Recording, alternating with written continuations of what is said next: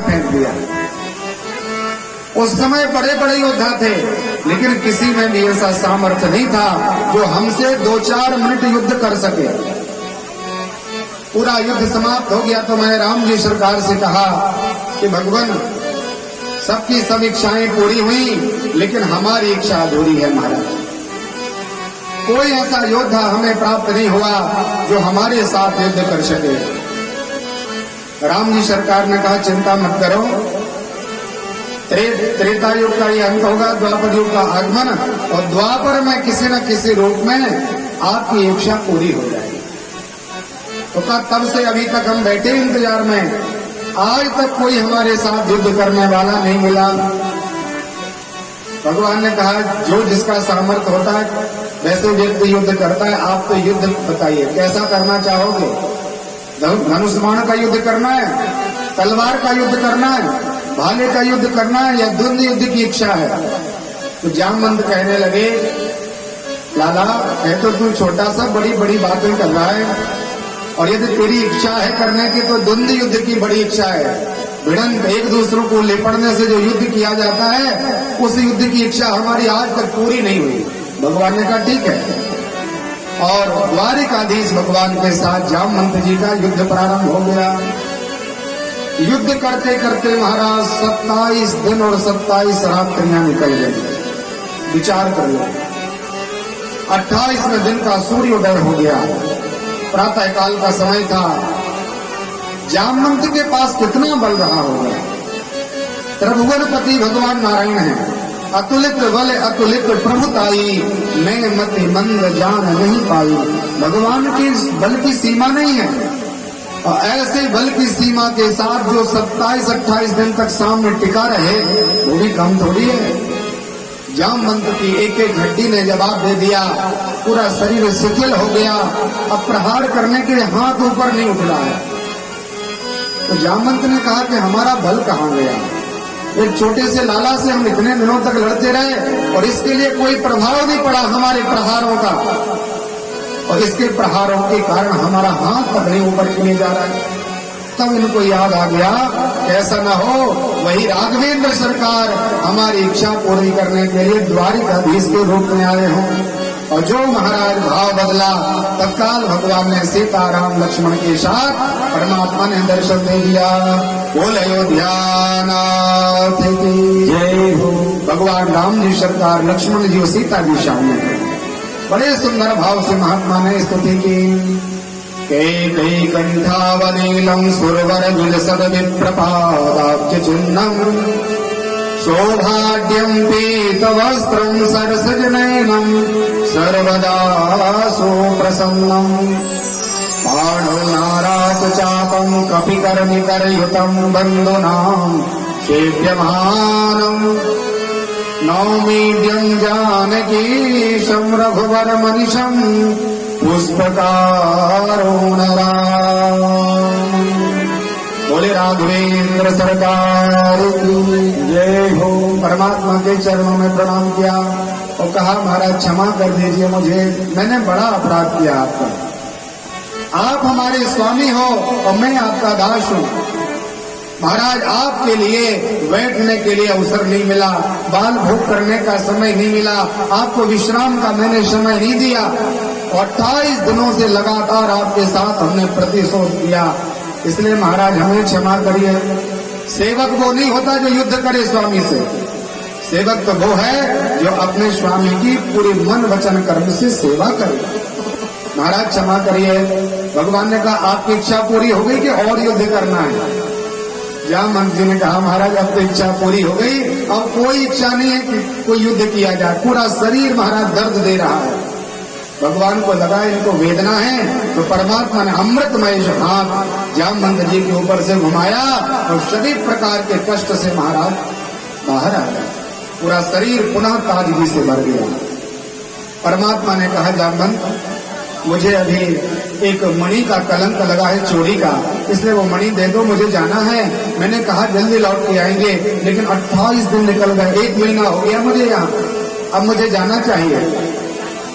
जामवंत जी ने कहा महाराज क्षमा करो, एक बार जो वस्तु बेटी को दे दी जाए तो बेटी से फिर वापस नहीं ली जाती। जो बेटी को दे दिया वो बेटी का धन हो गया। भगवान ने कहा तो फिर क्या करें? जामवंत जी ने कहा महाराज यदि मणि चाहिए तो पहले आप मेरी बेटी स्वीकार करो, उसके बाद दहेज में मणि ले जाइए। मणि भी मिल जाएगी और मेरी कन्या के लिए सुंदर पति मिल जाएगा। लाला को लगा कि देखिए मैं इतना सुंदर हूँ, अद्वितीय पुरुष हूँ। द्वारिकाधीश ने विचार किया और एक जानवर की बेटी के साथ हम विवाह करें, ये तो पूरे शरीर में काला काला सा शरीर है, पूरे शरीर में बाल लगे हुए हैं और ये जामवंती वृक्षराज की बेटी है, जानवरी है, इसके साथ क्या हम विवाह करें? लेकिन भगवान को लगा कि कुछ भी हो मणि तो ले जाना है। कहा ठीक है महाराज जल्दी विवाह की तैयारी करो। विवाह की तैयारी हुई और जामवंती के साथ परमात्मा का दूसरा विवाह संपन्न हुआ। दहेज के रूप में वो मणि लेकर के भगवान द्वारिका में रातों रात पहुंचे कि कोई देख ना पाए। और नितांत एकांत रात्रि में परमात्मा पहुंचे। एक कक्ष में एक दरवाजे को खोल करके भगवान ने कमरे में जामवंती को कैद कर दिया। बाहर से दरवाजा लगा दिया, ऊपर से चटकनी लगा दी, कोई देख ना पाए। प्रातः काल का समय हुआ, सुधर्मा सभा आयोजित की गई। भगवान कृष्ण ने कहा कि देखिए ये मणि मैं जामवंत के यहां से लाया हूं। एक शेर ने प्रसेनजित को मारा, घोड़े को मारा, उसने मणि ली। आगे चलकर जामवंत ने शेर को मारा और शेर से वो मणि लेकर के जामवंत अपनी गुफा में, मैं उनके यहां से ये मणि लेके आया हूं। भगवान ने तत्काल सत्राजित को बुलाया और मणि दे दी। कहा देखो तुमने बिना सोचे विचारे ये व्यर्थ का कलंक मेरे ऊपर लगाया था, ये मणि ले जाओ, बड़े लोभी हो तुम, लोभ पाप का मूल है। ब्रह्म के ऊपर तूने लोभ करने का कलंक लगाया। जब परमात्मा ने ऐसा अशब्द भाषण किया तो प्रत्येक व्यक्ति गालियां देने लगे सत्राजित को। कहीं भी जाता तो सब करते देखो यही वो सत्राजित है, कृष्ण भगवान के ऊपर चोरी लगाई थी। तो निकलते नहीं बन रहा महाराज, धन तो बहुत है लेकिन कहीं जाए तो कोई सम्मान नहीं हो रहा। यहाँ परमात्मा गृह कार्य से, राज्य कार्य से मुक्त होकर के सीधे रुक्मणी जी के पास आए। रुक्मणी जी ने कहा प्राणनाथ 1 महीना निकल गया, आप कहां से चले आ रहे? तो रुक्मणी को जलाने के लिए परमात्मा ने कहा कि दूसरा विवाह करके आ रहे हैं। जामवंती के साथ विवाह हुआ है मेरा और इतनी सुंदर है कि उसके समान आगे उसके तुम तो 16वीं कलाओं के बराबर नहीं हो। सर्वांग सुंदर है, वो अद्वितीय है। जामवंती की ऐसी महिमा सुनकर के रुक्मणी को लगा अब तो काम बनेगा नहीं, भगवान उसी सुंदरी के ऊपर पूरा प्रेम स्नेह करेंगे और हमसे तो भगवान बात भी नहीं करेंगे। कहा महाराज सही बताओ कितनी सुंदर है? वो इतनी सुंदर है कि देख के ही बनेगी वो आपसे और आप भी टकटकी लगा करके देखती रहोगी। तो जामवंती के वैभव को देख करके भगवती रुक्मणी ने भोले बाबा के चरण शरण की ग्रहण की और भगवान आशुतोष से कहा हे विश्वनाथ जी, हे भोले बाबा, आप सब जानते हो यदि इतनी सुंदर भगवान की कोई स्त्री देवी आ जाएगी तो हमारा बड़ा तिरस्कार होगा। इसलिए महाराज ऐसा करो, वो कैसी भी हो, कितनी भी सुंदर हो, हमारे समान महाराज उसकी अवस्था कर दीजिए। जितनी सुंदर मैं हूँ उसी सुंदरता से युक्त वो जामवंती हो जाए, ताकि बहुत ज्यादा सुंदर ना होने के कारण हम दोनों बहने बहने बन के रहें। तो विचार कीजिए, जामवंती तो बिल्कुल जानवर की बेटी थी, पूरा शरीर एक वृक्षराज जैसा था, लेकिन रुक्मणी की कृपा से सर्वांग सुंदर हो गई। भगवान ने दरवाजे खोले तो वहां से रुक्मणी के समान जामवंती का दर्शन हुआ। बड़े भाव से परमात्मा ने अपने परिकरों में जामवंती को स्थान प्रदान किया। सत्राजित बड़ा परेशान होने लगा कि अब क्या करें महाराज, कहाँ जाए। थोड़ा सा लोभ कर लिया और लोभ के कारण इतना अपमान हो रहा है मेरा। लोभ का जो भाव है वो सभी प्रकार के पापों से बड़ा है। एक सेठ जी थे, बड़े लोभी प्रकार के हो गए। थोड़ा सा लोभ चढ़ जाता है ना, जिमी अधि लाभ लोभ अधिक आई। जितना लाभ बढ़ता है तो उतना ही लोभ ज्यादा बढ़ता है। आपके पास यदि 45 रुपए होंगे तो आप उसको 100 बनाने का मन नहीं करोगे, लगोगे खर्च हो जाए। और यदि वही पैसे आपके 99 हो गए तो फिर तो ये लगता है कि जल्दी से 100 का नोट बन जाए। और 100 को 1000, 1000 को लाख, लाख का करोड़, करोड़ का अरब, खरब, कितना भी पैसा हो जाए, लेकिन हमारी इच्छाएं कभी पूरी नहीं होती महाराज। बड़ा सुंदर धन कमाते कमाते चौथापन लग गया, दान कुछ करता नहीं था। सेठानी थोड़ी धार्मिक प्रकार की थी। उन्होंने कहा देखो सेठ जी महाराज, अरे ये समय हमें बार बार नहीं मिलेगा, इतना पैसा है, थोड़ा तो दान कर दो। तो कहता है कि ठीक है अब करेंगे करेंगे। करते करते लंबा समय हो गया। एक बार 1 रुपए अपनी हथेली में मुट्ठी बांध करके मंदिर गया, और जब मंदिर गया तो वहां पर भगवान की आरती चल रही थी। तन मन धन सब कुछ है तेरा, महाराज जो भी है सब तेरा है, और तेरा तुझको अर्पण, सब हमने आपके चरणों में समर्पित कर दिया। क्या लाभ है मेरा, मेरा कुछ भी नहीं है। और आरती की ताली आई तो थोड़ा दूर खड़ा था, और वो 1 सिक्का लिया, ऐसा आरती में कई लोग दूर से नहीं डाल देते, भगवान को ऐसे फेंक के पैसे चला देते। तो उसने दूर से जो वो 1 रुपए चढ़ाया, घंटा में लगा, लौट कर किसी की जेब में गिर गया। संयोग बन गया। इसको लगा मैंने पैसा भी चढ़ा दिया, भगवान कितने कृपालु हैं, भगवान ने तत्काल मेरा पैसा वापस कर दिया। प्रसन्न भाव में घर आया और देवी जी से कहा आज 100 का नोट चढ़ाया था भगवान को, चढ़ाया 1 रुपए, लौट के वापस भी लाया। अपनी पत्नी से बोल रहा कि 100 रुपए दान करके आए। पत्नी को लगा कि सेठ जी अब थोड़ी दानी प्रकार के हो गए, बहुत अच्छा है। आनंद करते करते बहुत लंबा समय हो गया। एक बार पुनः सेठानी ने कहा कि महाराज अब उस समय आपने 100 रुपए दान किए, अब कुछ और संख्या बढ़ाओ, हमें दान की वस्तु बढ़ानी चाहिए।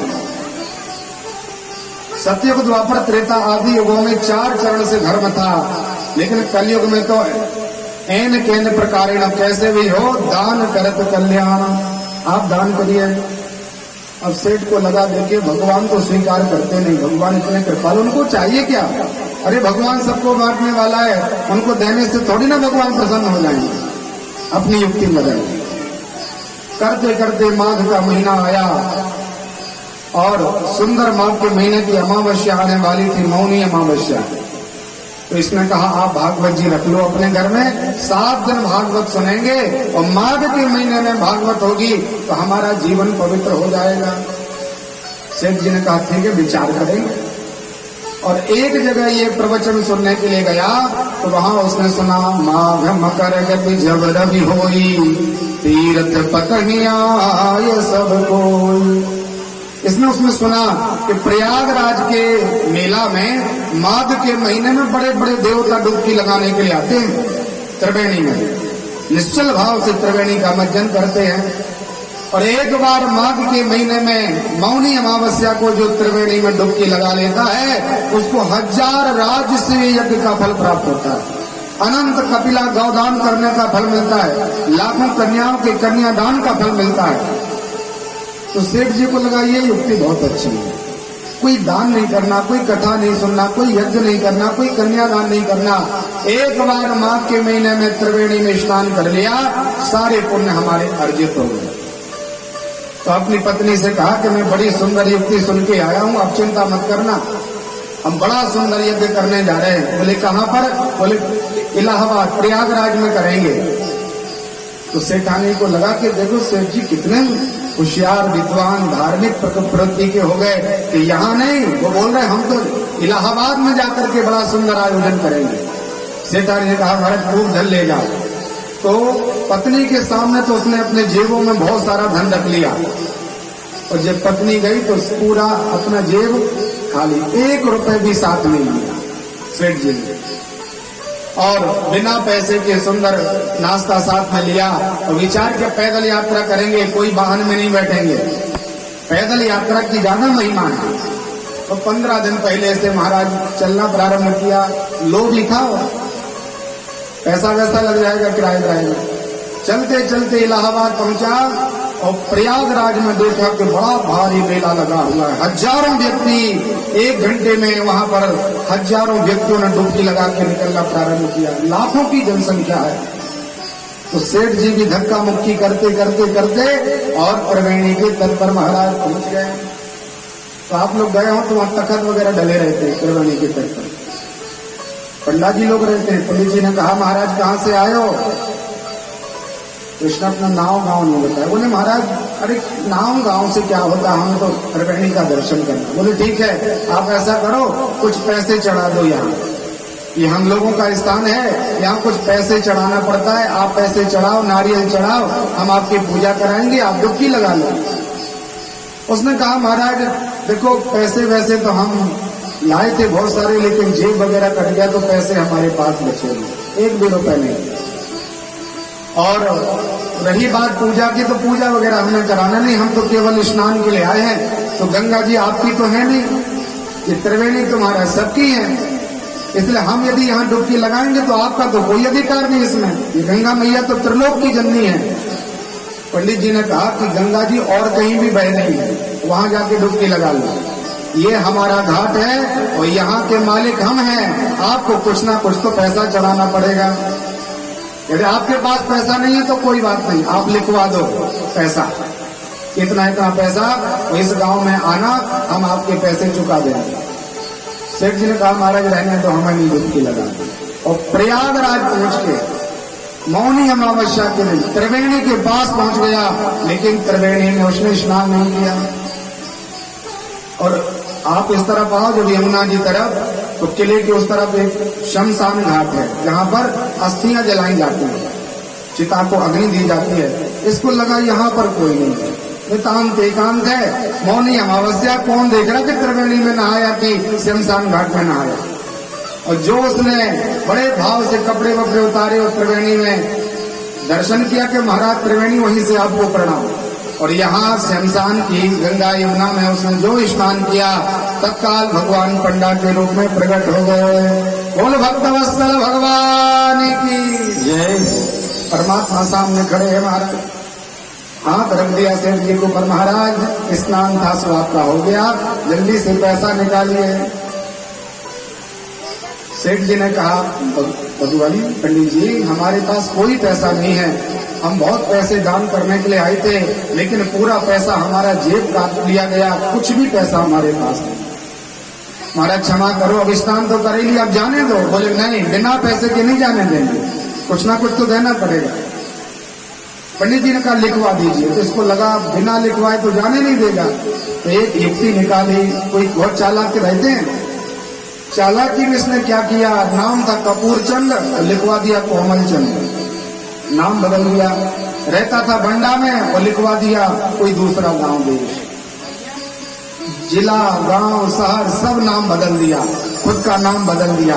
और कहा महाराज कितना लिख लें, तो बोले ऐसा करो 1.25 किलो गेहूं लिख लो, 1.25 रुपया लिख लो, जब आप मांगते नहीं। ठीक है महाराज, लिखा गया। बड़े भाव से सेठ जी प्रसन्न है कि हमने देखो पंडा, सब लोग बोलते कि पंडों से बच नहीं पाते, हमने क्या युक्ति निकाली। अरे 100 पंडा और 1 सेठ बराबर होता है, हमारे सामने पंडों मंडों की नहीं चलती। हमने ऐसी युक्ति निकाली, लिखवा दिया, स्नान भी कर लिया और कोई चिंता भी नहीं। घर आके महाराज बड़ी बड़ी प्रशंसा करने लगा, इतनी बाल्टी बांटी, इतने कंबल बांटे, इतनी शक्कर बांटी, इतना भंडारा किया, इतना दान किया, इतनी कथाएं सुनी। तो जितने लोग थे सब आकर के नारियल देने लगे, कोई 10 रुपए दे रहा है, कोई नारियल दे रहा है, कोई साल चढ़ा रहा है।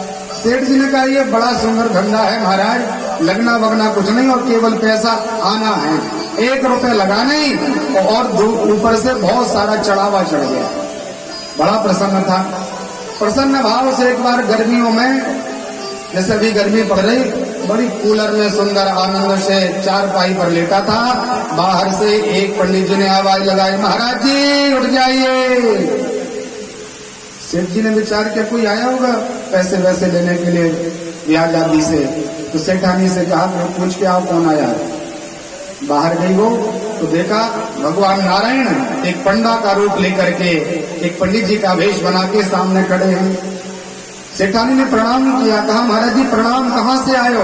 बोले हम इलाहाबाद से आए और आपके पतिदेव ने कुछ वहां पैसा लिखवा दिया था, वो लेने के लिए हम आए हुए। सेठ जी ने, सेठानी ने ये समाचार सेठ जी को दिया। सेठ जी महाराज सो रहे थे। बोले कौन है? बोले महाराज इलाहाबाद में कुछ लिखवा के आए थे क्या? सेठ जी तो लाल पीला होने लगा।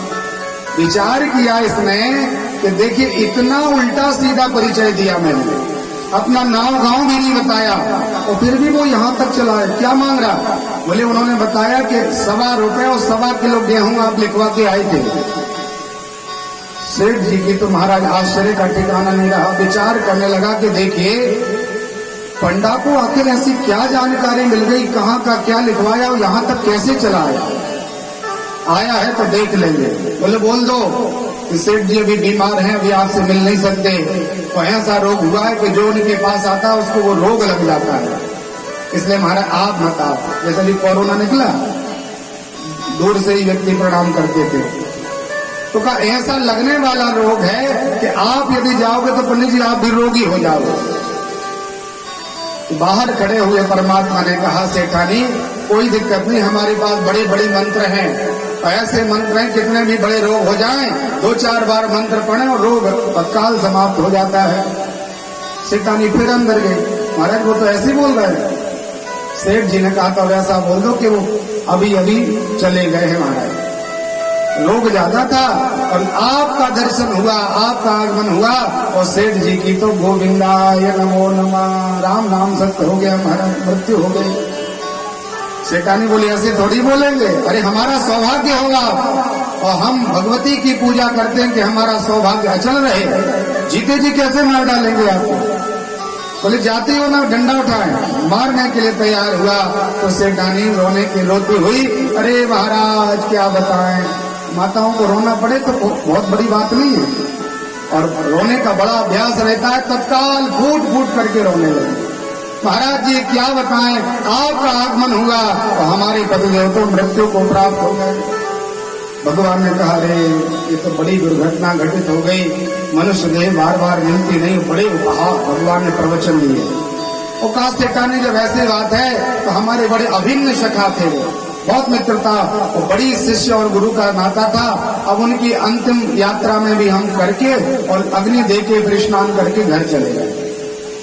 तैयारी कराओ आप, और हम सभी प्रकार की व्यवस्था करके फिर चले जाएंगे।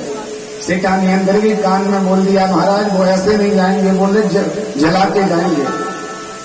सेठ ने कहा चलो ठीक है, बोल दो पूरे गांव में कि सेठ जी मर गए। समाचार हो गया महाराज सेठ जी की तो मृत्यु हो गई। अब जो बहुत ज्यादा कर्ज लेके बैठे थे इनसे, साहूकार थे ये, ब्याज से बहुत पैसा देते थे, तो जिन लोगों ने पैसा लिया था वो बहुत आगे आगे आए। विचार किया सेठ जी गए और सेठ जी के साथ हमारा धन भी चला गया।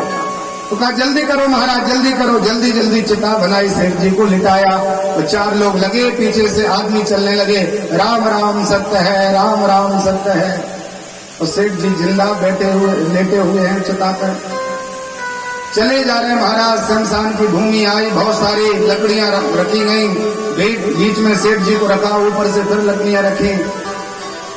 भगवान देखते जा रहे कि देखो तो कितना लोभी है, एक 1.25 रुपए और 1.25 किलो गेहूं के लिए मरने के लिए तैयार है। भगवान ने भी अग्नि परीक्षा ली, अंतिम तक परमात्मा ने साहस नहीं छोड़ा। सब लोगों से कह दिया महाराज अब इनकी क्रियाएं करो, पिंडदान हो गया, सभी प्रकार के संस्कार हो गए, वस्त्र आदि हटाए गए।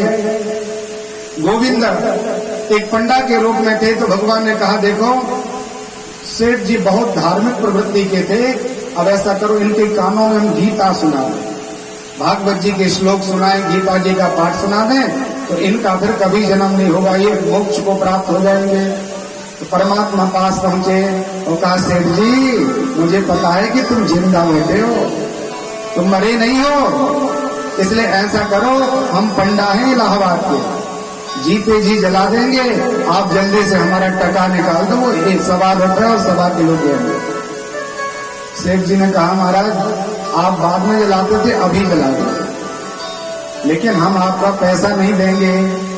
भगवान ने कहा मैंने मंत्र पढ़ दिया, सेठ जी की मुक्ति हो जाएगी, महाराज अग्नि लगाओ। और जो विशाल तप्तंगार समूहांश बड़े बड़े अंगारे अग्नि लाई गई, सेठ जी को लगाने का प्रयास किया तो असुप्रभुदीन बंधु हरि कारण रहित दयाल, अकारण कृपा करने वाले भगवान ने विचार किया कि 1.25 रुपए में यदि मानव देह चली जा रही इसकी तो ये बहुत अच्छा नहीं है। भगवान ने तत्काल धक्का मुक्का दे दिया और कहा ये लकड़ी वकड़ी हटाओ, सेठ जी मरे नहीं है, हटा दो ये सब। सेठ जी को बाहर निकाला, सबने बड़ा आश्चर्य किया, इस सेठ जी तो मर गए थे। बोले कुछ नहीं मरे, ये इतने लोभी हैं, 1.25 रुपए देने के लिए मर गए। भगवान ने कहा सेठ जी हम तेरी इस लोभता पर प्रसन्न हो गए, इस कृपणता पर। तूने इतनी लोभ प्रवृत्ति अपने जीवन में अपनाई है कि इस लोभी प्रभाव पर हम प्रसन्न हो गए। वरदान मांगो, क्या चाहते हो? सेठ कहने लगा महाराज तुम मांगते फिरते तो इलाहाबाद से यहाँ तक आ गए और हमसे 1.25 रुपए छूटा नहीं गया आपका, आप लेने के लिए यहाँ तक आए, क्या दोगे? बोले महाराज मांगो, आज जो मांगोगे सो मिल जाएगा। सेठ जी ने कहा गुरुजी आपकी कृपा से कोई कमी नहीं है हमारे घर में, सब प्रकार की व्यवस्था है। यदि आप देना चाहते हो तो वही 1.25 रुपए और 1.25 किलो गेहूं माफ कर दीजिए महाराज, वो न लग जाए मेरा। बोल भक्त वत्सल भगवान की जय हो। ऐसे लोग जो कार्य करते हैं कृपणता में महाराज बड़ा अपमान होता है। यहाँ सत्यराजित ने बड़ा लोभ किया, कोई सम्मान नहीं कर रहा सत्यराजित को। घूमता हुआ एकांत में परमात्मा के पास पहुंचा, वो कहा भगवान प्रत्येक व्यक्ति मेरा तिरस्कार अपमान करता है, आप कोई युक्ति बताओ महाराज क्या करें हम? भगवान ने कहा तूने ऐसे कार्य किए, मेरे ऊपर कलंक लगाया तो अपमान तो तेरा होगा। सत्यराजित ने विचार किया कि सभी व्यक्तियों के मुख रूपी ताले को बंद करने के लिए एक चाबी मेरे पास है। कहा महाराज ऐसा करो, हमने आपका अपमान किया, आप मेरी बेटी सत्यभामा के साथ विवाह कर लो और दहेज के रूप में महाराज वो मणि आप अपने ही पास रख लो, मणि के द्वारा बड़ा अपमान हुआ मेरा।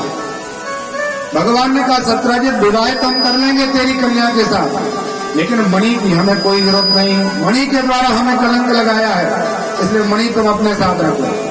तो परमात्मा का तीसरा विवाह सत्यभामा मैया के साथ संपन्न हुआ। बड़े भाव से परमात्मा अपने स्थान को पधारे। सत्यराजित जी ने कहा कि महाराज ये मणि आप हमें रखना नहीं है, बड़ा कलंक हुआ है। गोविंद ने कहा मणि तो आप ही रखो, इसके बदले में जो धन निकले वो हमारे खजाने में मिलाते हैं। तो पूरा धन भगवान लेते गए। तीसरा विवाह भगवान का पूर्ण हुआ। एक बार अहम देवस्य सविता दुहिता पतिमिक्षमे विष्णु वरेण्यं वरदं तपः परमास्थिताः। एक कोई कालिंदी यमुना मैया जो भगवान सूर्य की बेटी है, ये सूर्य की कन्या परमात्मा को प्राप्त करने के लिए यमुना में रहती थी और पिताजी ने एक सुंदर भवन का निर्माण किया, उस भवन में वास था। एक बार भगवान नारायण और अर्जुन दोनों बड़े प्रेम से हस्तिनापुर से द्वारिका जा रहे थे, तो बीच में यमुना का दर्शन करने के लिए रुके। उसी समय वो बेटी वहां बाहर निकली। अर्जुन ने कहा देवी बड़ी सुंदर हो, यहाँ पर क्यों बैठी हो, क्या कारण है, और तू किसकी बेटी है, तेरा किसके साथ विवाह हुआ? तो वो कहने लगे कालिंदी समाख्याता वसामी यमुना जले निर्मते भवने पित्रा यावत अच्युत दर्शना। महाराज मैं सूर्य की पुत्री हूँ, भगवान नारायण के साथ विवाह करने के लिए मैं बाहर आई हूँ। अर्जुन ने समाचार दिया, परमात्मा का चौथा विवाह कालिंदी के साथ संपन्न हुआ। एक अनुविंद और विंद की बहन मित्रविंदा, परमात्मा ने 5वां विवाह इनके साथ किया। एक नग्नजित नाम के राजा जिसकी बेटी का नाम नग्नजिती था।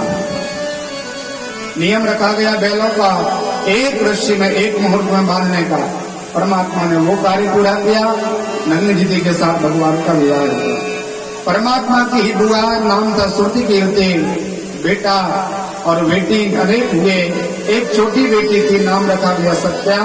इसके साथ परमात्मा ने 8वां विवाह संपन्न किया। बोले भक्त वत्सल भगवान की जय हो। भगवान के 8 विवाह पूरे हो। गोविंद 8 विवाह करके जो द्वारिका पधारे तो नरकासुर भौमासुर नाम के एक राजा के यहाँ से अनंत कन्याओं का पत्र परमात्मा के पास गया।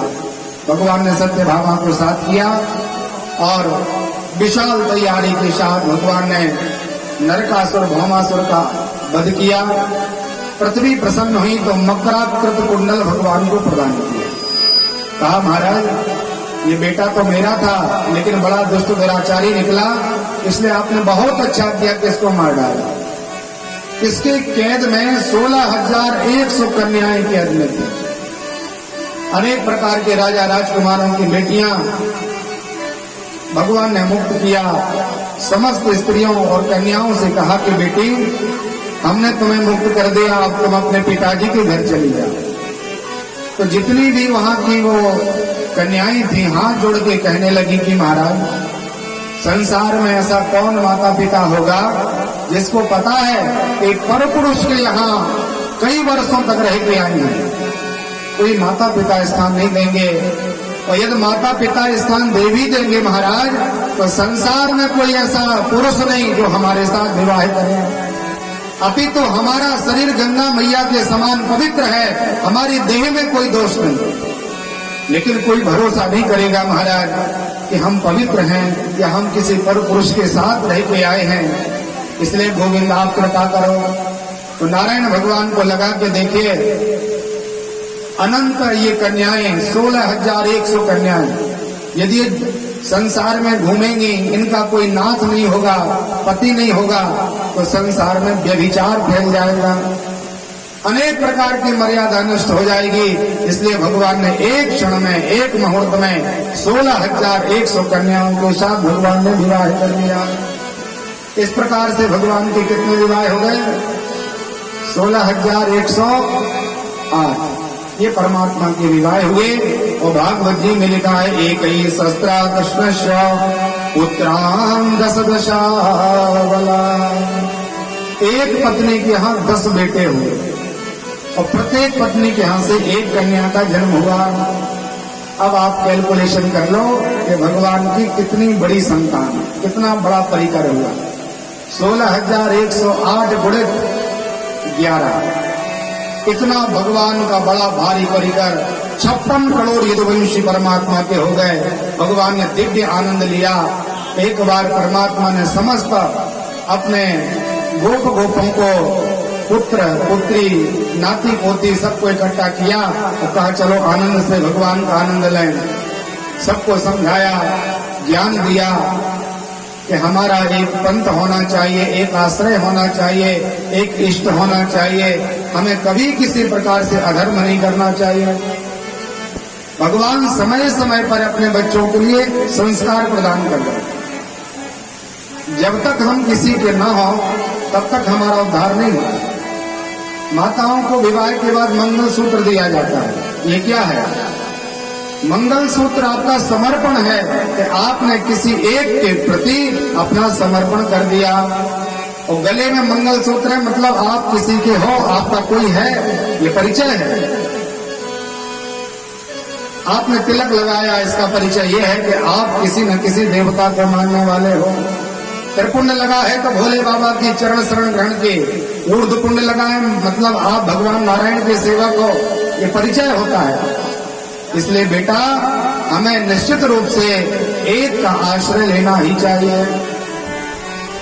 बहुत भगवान ने दिव्य ज्ञान दिया, सभी परिकरों को अपने अपने स्थान पर भेज दिया। भगवान नारायण ने महात्मा प्रद्युम्न के बेटे हुए अनिरुद्ध। अनिरुद्ध जी के 2 विवाह हुए और दोनों विवाह में बड़ा भारी युद्ध हुआ, संग्राम हुआ। एक बार बाणासुर की बेटी नाम है उषा। इस उषा का ऐसा तप था कि 2-4 फूल एक तरफ रख दिए जाते तो इसकी तौल हो जाती थी। सत्य के कारण, सील के कारण। भगवान कहते हैं कि आप कुछ कमाओ या न कमाओ, लेकिन आपको सील कमाना चाहिए, सीलवान होना चाहिए, चाहे पुरुष हो चाहे स्त्री हो। सील सबसे बड़ा धर्म है और सील सबसे बड़ी आपकी आत्मरक्षा करने वाली सैन्य शक्ति है। यदि सीलवान है आप तो आपके ऊपर कोई किसी प्रकार का प्रहार नहीं कर सकता।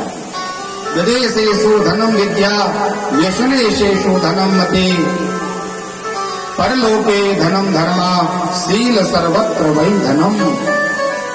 सील हर जगह का धन है।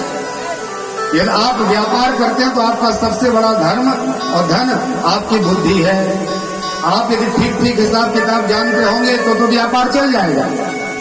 विदेश यदि आप गए हैं तो सबसे बड़ा आपका वहां का धन है आपकी सुंदर भाषा, बोलने का तरीका। और परलोके धनम धर्मा, जब हमारी पारलौकिक यात्रा होगी वहां का सबसे बड़ा धन भगवान का नाम है। लेकिन शील सर्वत्र वही धन, आपको शीलवान होना चाहिए। इस प्रकार से जो उषा थी बड़ी शीलता के कारण 2-4 फूल चढ़े और पूरा हो जाता। करते करते एक बार उसी उषा के लिए, बाणासुर की बेटी के लिए, भगवान के पोता अनिरुद्ध का दर्शन रात्रि में स्वप्न में हुआ। रात्रि का समय था, उसको स्वप्न में ऐसा लगा कि कोई पुरुष आया तो हमारे संग उसने व्यवहार किया, हम लोगों ने पीड़ाएं की। प्रातःकाल उसकी नींद खुली तो बड़ी बेचैन हो गई और उसने चित्रलेखा के पास जाके कहा, देवी मैंने एक पुरुष का दर्शन किया रात्रि के समय, वो मेरे साथ था और जैसे ही मेरी नींद खुली तो पुरुष का मुझे दर्शन नहीं हुआ।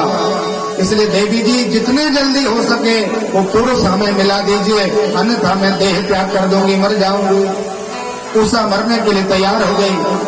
चित्रलेखा ने कहा, आप चिंता न करो बेटी, हम प्रत्येक व्यक्ति का चित्र बनाते हैं और भगवान की कृपा से ऐसी महिमा है कि जिसका चित्र बनाते हैं वो साक्षात प्रकट हो जाता है, हम बुला लेते हैं उसको। बड़ी प्रसन्न हो गई।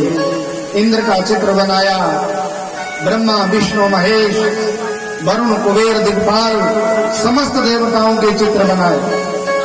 लेकिन इसमें मना करते चली गई, बोले ये नहीं है। कन्हैया का चित्र बनाया, प्रद्युम्न का चित्र बनाया और जो अनिरुद्ध महाराज का चित्र बनाया तो लज्जा भाव को प्राप्त हो गई, लज्जित हो गई। विचार करने लगे, देवी जी यही वह पुरुष है जो रात्रि में मेरे पास आया था, जो भी आपको करना हो करिए, ये बेटा हमें मिला दो, ये पुरुष हमें मिला दीजिए। तो उसने आकर्षण विद्या के द्वारा और पलंग के साथ द्वारिका से बाणासुर की नगरी तक रातों रात अनिरुद्ध का हरण करवा लिया, किसी को कोई पता नहीं चला। नितांत एकांत में उषा ने संग किया।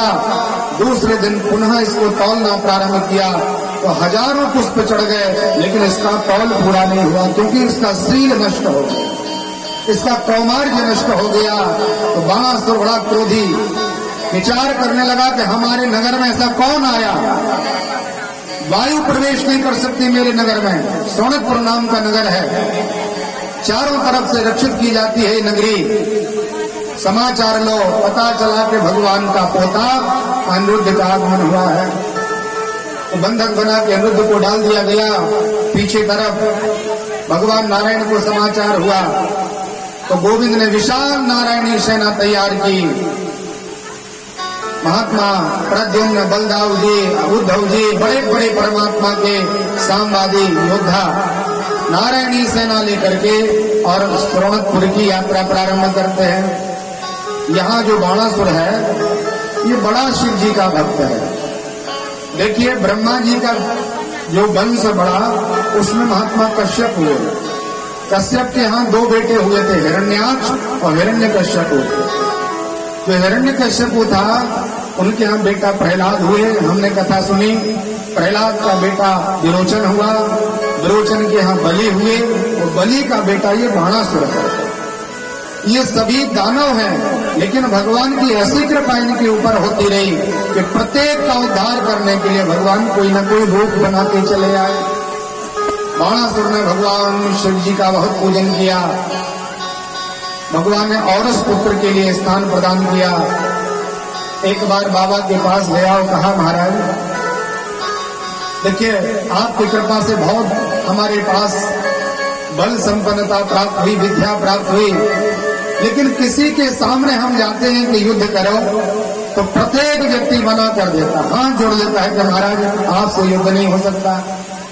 इसलिए बाबा आप ही थोड़ा सा युद्ध कर लो 2-4 दिन। शिव जी ने विचार किया कि मेरे द्वारा दी गई विद्या इतना अहंकार कर रहा है, मुझसे बोल रहा है युद्ध करने के लिए। तो भगवान विश्वनाथ जी ने एक बड़ी भारी ध्वजा, एक झंडा दे दिया और कहा जाओ तुम अपने सतखंडों पर इसको लगा लेना, जिस दिन ये ध्वजा झुक जाए तो समझ लेना कि तेरे साथ युद्ध करने वाला कोई वीर पुरुष जन्म ले चुका है। तो बाणासुर वो ध्वजा लेकर के अपने महलों में आकर के लगा लिया। यहाँ भगवान की जब विशाल सेना तैयार हुई और चारों तरफ से सोनकपुर को जब घेर लिया तो उसकी जो ध्वजा थी वो झुकना प्रारंभ हुई। धीरे धीरे वो ध्वजा झुक गई। बाणासुर को लगा कि आज युद्ध करने में मजा आए, अभी तक कोई युद्ध करने वाला मुझे नहीं मिला। तो प्रसन्न भाव से अपनी सैन्य शक्ति को तैयार किया और भगवान नारायण के साथ युद्ध करने लगा। युद्ध करते करते महाराज बाणासुर के 10,000 हाथ थे। जैसे कोई लकड़हारा लकड़ियों को काट देता है, इसी तरह परमात्मा ने बाणासुर के भुजाओं का मर्दन प्रारंभ किया। बहुत युद्ध हुआ। बाणासुर को लगा अब बच नहीं पाएंगे। तो कोटरा नाम की एक स्त्री निर्वस्त्र होकर के परमात्मा के सामने खड़ी हो गई।